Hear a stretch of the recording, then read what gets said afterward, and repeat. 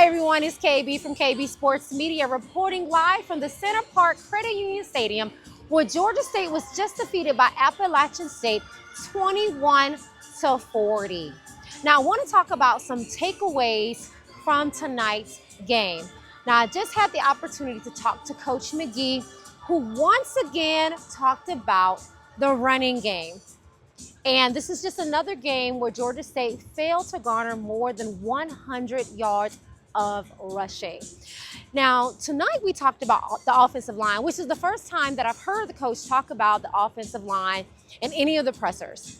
But it's important to know that the offensive line is a key to pretty much the entire offense. Making sure that the quarterback doesn't get rushed, making sure that he's opening up the holes in the pockets for the rushing game.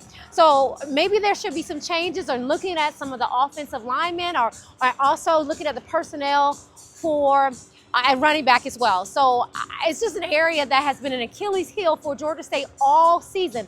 Now, there were some bright spots to the game tonight. So after last week's game, where Georgia State failed to have 300 total yards, they were able to have 300 and I want to say 81, as a matter of fact, total yards tonight. So that's an improvement from last week. Now, what they also did, which is not on the right side, is they gave up over 400 yards total to Appalachian State. And this is the fourth time, I believe, that they've given up over 400 yards a game. So not only do they not have a run game, they're also giving up a lot of yards. So we got to find that balance between that as we go into the next game against Georgia Southern, which is, of course, our in-state rival. And it's going to be a big game. 6 o'clock on ESPN. It's going to be a big game. So make sure you check that game out as well. Now, we did have a key injury to Camden Overton, who is one of our big key players at tight end. We did have an injury to him. As of now, we have no big updates. We don't know if he's going to be playing next week, but important to know that that is a key piece to our offense, and hopefully we'll see him on next week.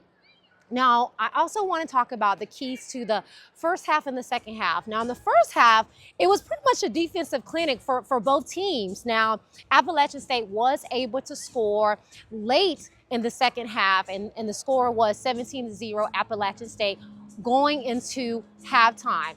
Now, the biggest difference that we saw was in the third quarter, where Georgia State was able to get some momentum on the offensive side, and for the first time in the game, after the first two quarters, were able to have more total yards of offense than Appalachian State. So that was a key to